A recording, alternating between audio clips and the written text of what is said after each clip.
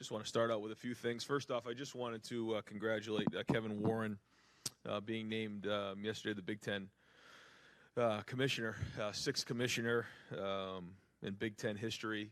Unbelievable when you think about the history of the Big Ten. And looking at his background, so really excited about working with him moving forward.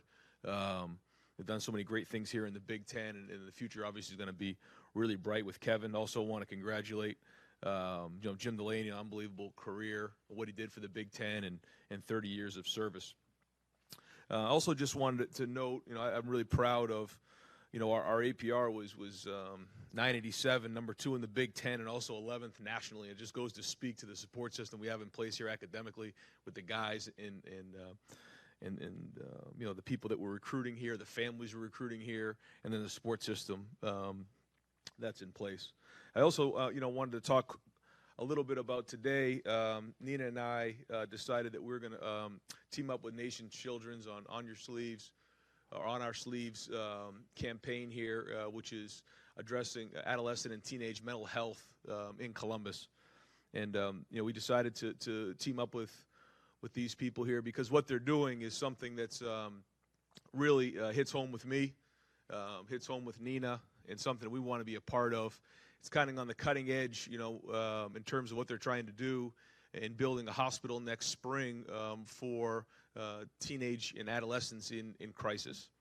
And, we believe in all of our hearts that this is something in the next 10 to 20 years that can really improve our youth. Obviously, this is an epidemic right now in our country, and we want to be a part of it. So, we started the fund where we want to raise as much money as we can to help with this hospital. It's very difficult to run a behavioral hospital, in terms of profit. They're going to need as much funding as they can possibly have.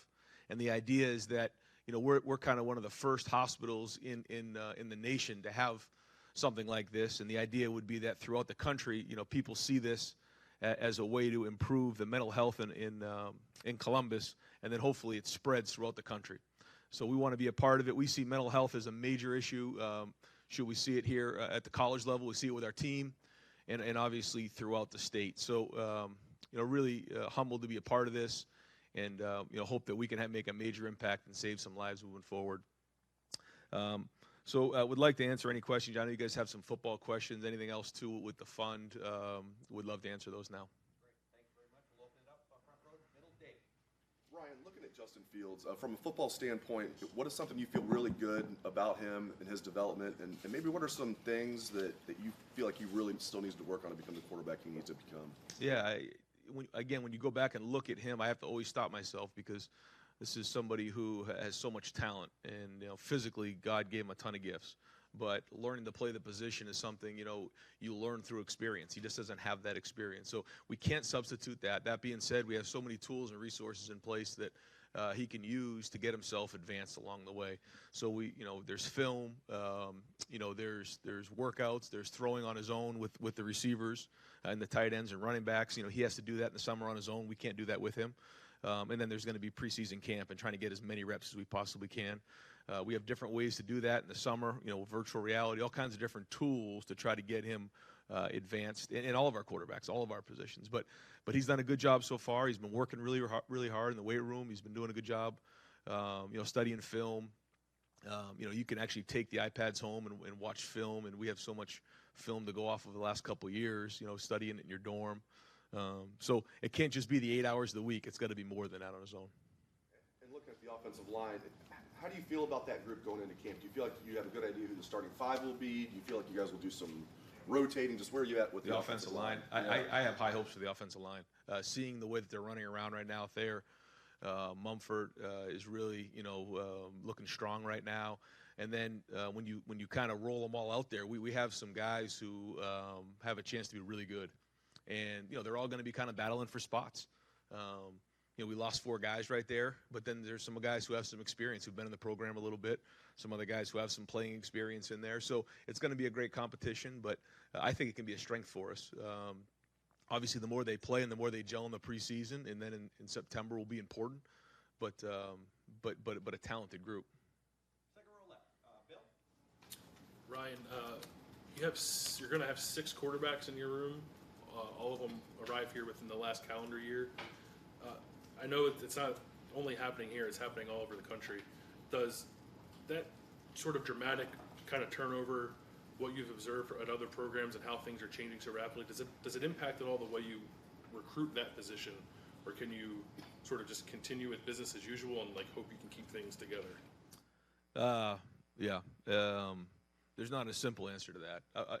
Anytime that you have, when you think about where our room was a year ago and where it is now, that's significant, you know. And I think because the quarterback position is planned out so far in advance nowadays, you know, we're recruiting guys who are freshmen, sophomores, and that's a specific position where only one guy plays. And so there's planning that goes on with that in the recruiting.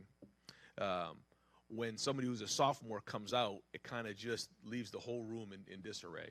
And at Ohio State, you know, we're recruiting some of the best players in the country. And so the minute that happens, it creates some unrest. The good news is, you know, we had a great year at quarterback, and we got a kid developed to go be the 15th pick in the draft. The hard news about that was he wasn't here for the next 2 years. So we had to, in short order, you know, get that solved.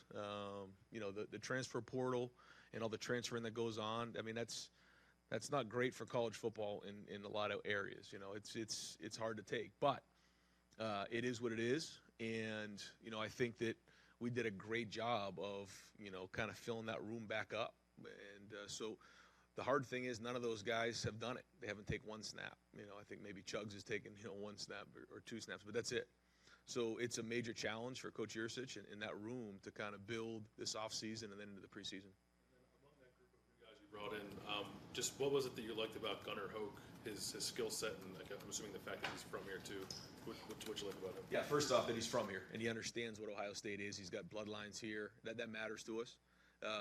But also just, you know, watching the film and talking to his high school coach, you know, the accuracy there. There's somebody who's played in games. He has some experience. He's an older guy. He's very intelligent, you know, and we think he can pick up the offense pretty quickly. He's already done a good job. So, you know, when you mix all those things together, I mean, that's a guy we want on the team. Just one more quickly. I know you can't talk specifics with this recruiting, the 2020 class, but you guys seem to be recruiting very well on the offensive side of the ball, sort of across the board. You have one commit, I think, defensively in 2020. Just where are you with that? Is that okay? Are things slower than you'd like them to be there? And then how much does the staff turnover impact that? Yeah, this month is a big month for us.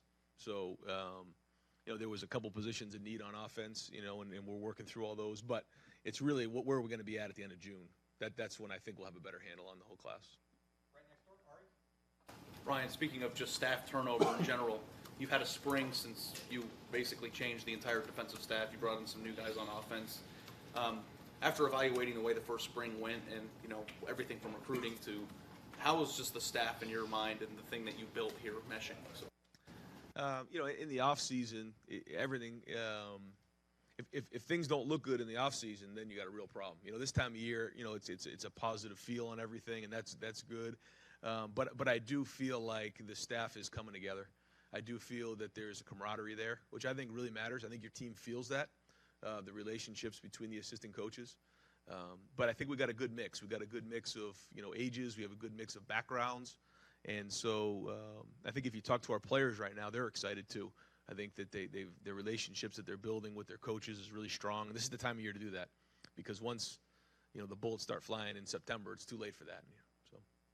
Brought in Mike, and you brought in Justin. Those were huge moves right off the bat, right when you started. Obviously, those two are very closely connected, and you're connected to those guys. When you bring in guys like that are going to have a direct impact on your program, can you just a little bit on the evaluation process of, obviously we know why you brought Justin, but is Mike kind of filling in that role in the crucial development part of Justin Fields' game to complement his, you know, skill set? Yeah, he's got a huge job ahead of him. Like, you know, like you said, you got some guys in that room who have never played before, you know, here at Ohio State. And so some are older, some are younger, but that's a major challenge for him, and that's his first big test here, you know, but brought him in for a reason. You know a lot of people who've worked with him, and his background of teaching is strong. And then you look at what he did at Oklahoma State, and you know, some of the more you know, productive offenses here in the last 5 to 10 years.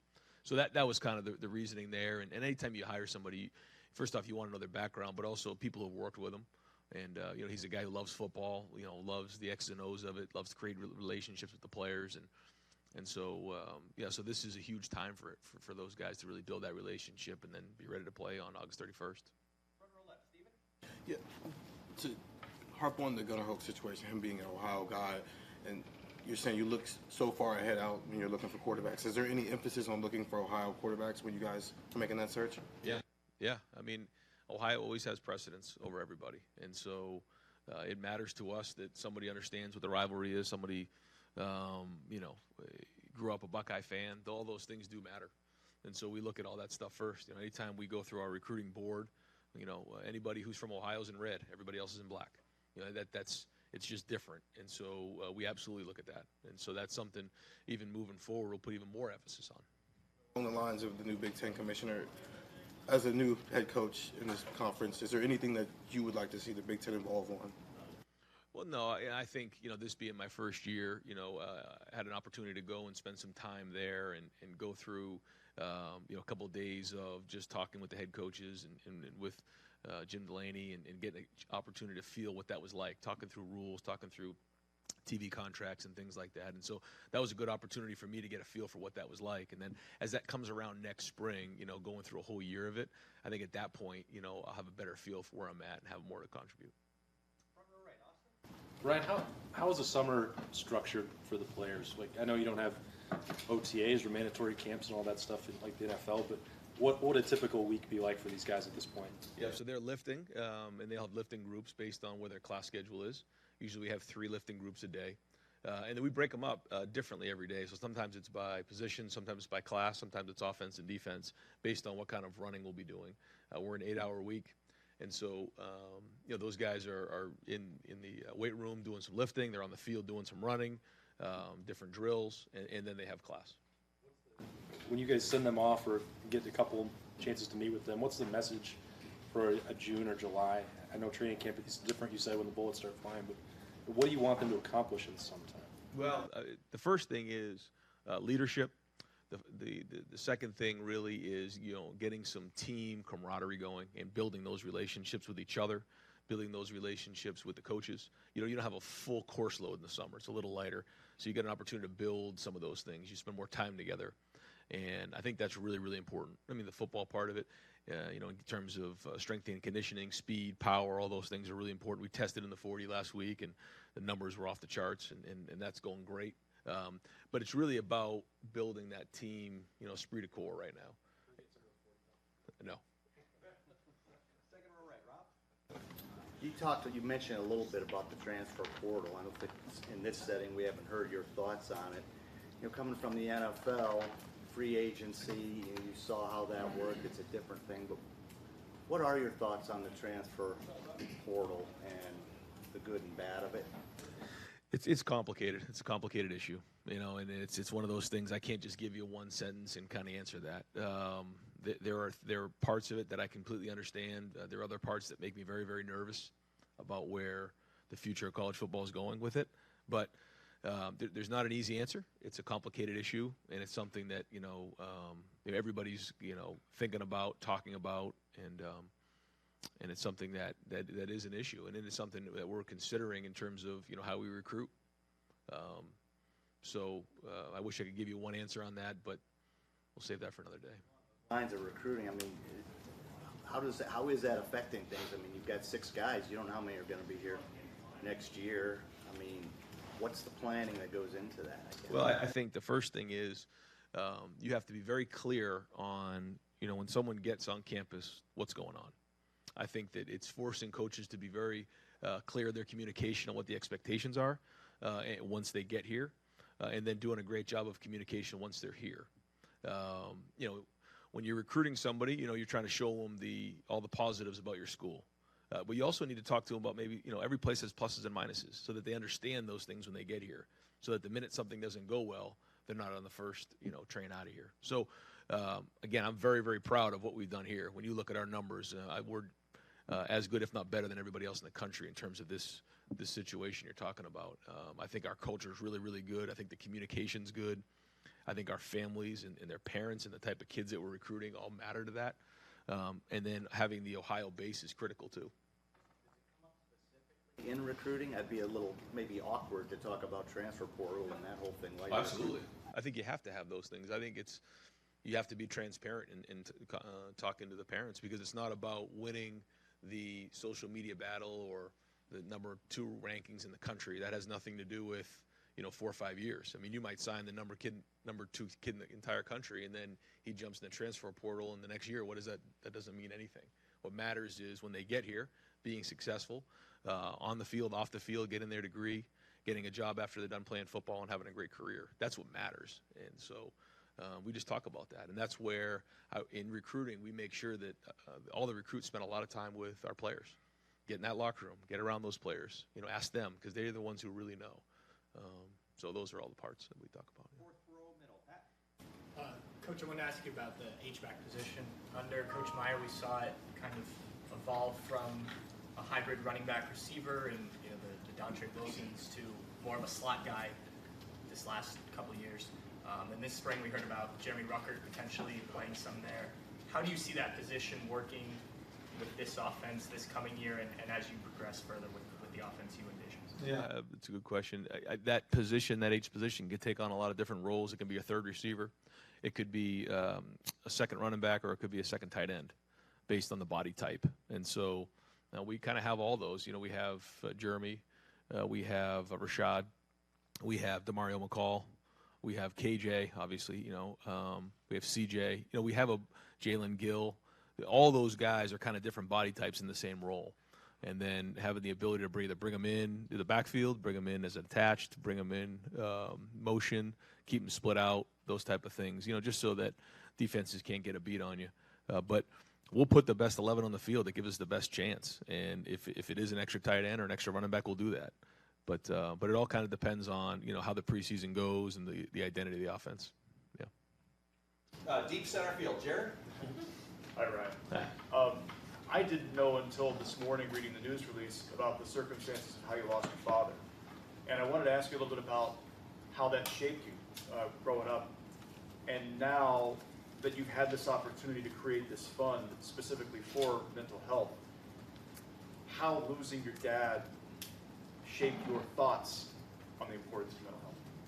Yeah, without getting into too many details, I think that, when you grow up and you're young, and something like that happens, you go through a range of emotions, from angry to sad to resentment. And then as you get older, you start to realize, you reach your 20s and your 30s, it kind of makes more sense on what happened. You have a better perspective of what it is. And so, growing up, I didn't quite understand what all went down. And then as I get older, I start to realize that it was a sickness.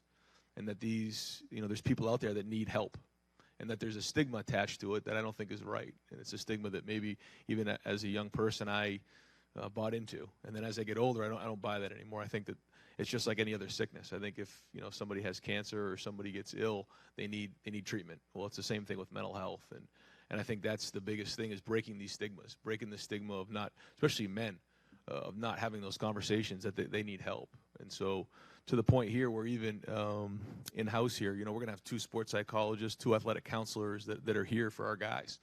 They're at a high-profile position. And so there's anxiety, there's depression, there's things that go on even with our players that I want those guys to feel like they can have those conversations. And I think, especially being a football coach, in kind of a manly sport, I think it's good for people to hear the fact that our guys are vulnerable, we're all vulnerable, and that it's real, and that if people need help, then they shouldn't be ashamed of that. Far right over here, Clay. There's a huge PR function to your job, the one you stepped into. How do you deal with that, being pulled away from football, and do you find yourself getting a ton of advice from Buckeye Nation, like, Trust did it this way, Urban did it this way, let me advise you, let me suggest? I mean, how do you? No, not really. No. A lot of people come up and they say a lot of pressure, or, they start talking about the expectations. That's a big thing that I get a lot. And it's been the same thing all along. I say, you can't worry about that. And people ask me, what if you don't beat the team up north? What if you don't win the Big Ten championship or national championship? And I always come back with, well, what if I do? And that's the mentality I've always had. And You know, maybe it goes back to what happened when I was young and nothing was guaranteed in life. And that's always the way I've been. And, you know, so let's go play. Let's try to maximize the day the best we can. And, you know, we're not going to be hesitant about anything. We're not going to be apprehensive. We're going to go after people and be aggressive, because that's the way, you know, I think you got to live life. You got to be aggressive that way. And to start getting anxiety or worry about, you know, losing is not going to happen. Longer for speeches now, the groups? Yeah, a little bit. I try to get my thoughts together on that. I've found that sometimes when I just jot a few things down and just speak naturally, that's what's best. But yeah, I mean, you know, you find yourself in those scenarios more. That's part of the job, for sure. Fourth row left, Andy. In the linebacker room, there's been a lot of names that have come up. Is there anyone in particular that's emerged? There seems to be like 6 guys all. Yeah, not really since the end of spring. So kind of the same guys in there, and they're all battling. And we've got a lot of players there. We got some good depth and with a lot of experience. And they're a hungry group now. I mean, they've read things. They're ready to go, and they're hungry, which is fun to be around. I mean, there's not a lot of smiles on their faces right now, which you like, you know, as a coach. And so, you know, I think we're gonna see some great things from those guys this year. Earlier, June is a lot about building camaraderie and chemistry. Is there any position rooms in particular that have stood out in that regard? No, I wouldn't say one position group more than another. I mean, when you really go across the board, we kind of went through it today a little bit, went through each group, and they're all pushing right now. They're all going. I keep going to the fact that our really good players have to play good. Our veteran players have to play veteran. That's just, you know, KJ Hill's got to play good on third down, and Chase Young's got to go after the quarterback on third down, and you know, our guys, you know, Damon Arnett's he's got to show up, you know, in the pass game, you know. So our good players have to play good, and if they do, that's going to give us a chance to get some momentum during the season. Over here, far right, Tony. You just said your good players have to be good. How confident are you that Jay King will get back to his 2017 form? Yeah, he's one of the guys that has to play good. I mean, you know, you just hit a major pressure point right there. I mean, he has to play good for us, especially in the first 6 games of the year. And so that's been a challenge for him. Tony has challenged him. I've challenged him. Kevin Wilson's challenged him. Mickey Maratti's challenged him. I mean, he's got to have a good year for us. And so I love JK. I believe in him, and I think he's going to have a great year. And then you mentioned Thayer Munford earlier. Is he good to go? Is he healthy, full go yet? Yeah, I mean, he's doing great. He's moving around well, so he's on the. I mean, I say today he had a great workout. So yeah. I don't. No. Just a few more, front row, all right, Bill. Yeah, you talked about the quarterbacks a little bit, and you've got all these guys that have never obviously taken a snap. What can really be done? You talked about iPads and all that stuff. What can really be done to hasten their development so that when training camp starts in 2 months, you feel good about them? I mean, just meetings and you know, drill work and more meetings. I think one of the things that when you're asking questions, we do direct teaching here. When you ask questions, the faster that they can snap the answer back to you, the better you know their brain is working. And so, you know, if we come up here quickly and ask a question, he can bang it right back to you. You got a feeling like the more quarterbacks you're around, you get a feel that, all right, he knows what's going on. If there's a hesitation there, what do you think's going to happen during the game? He's probably going to be a little slow. So we try to quiz them. We try to ask them questions, you know, those kind of things. They knew, but Mike's obviously new. How much of a challenge, how much does that add to the challenge that everybody's new at this? Yeah, I mean, that is part of it, but, you know, I'm still a big part of it as well. So it's not like I'm just walking out of the room. And so we have daily discussions, and I'm part of the meetings, but anytime you have somebody new coming in, they have to be trained and they have to learn it. But Mike's quick and he's really sharp. Could you go through any injury updates, any roster changes, anything like that? I don't have any roster updates right now, no. I'm sorry. Right next door, Tim. Oh, me? Right, you discussed actually in the spring, you did bring up the idea that you thought maybe one tweak to the transfer portal thing might be a limit of 2 guys, signing 2 guys per.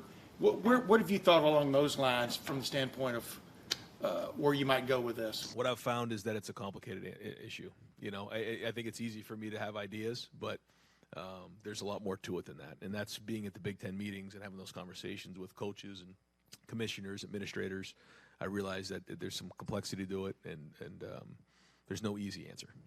And when you're sitting at a stoplight, you're sitting at home, you're eating, how often do you think literally about getting Jalen Gill involved, or how much football do you get to think about now compared to a year ago? Not as much, but it's still a big part of what I think about. Yeah.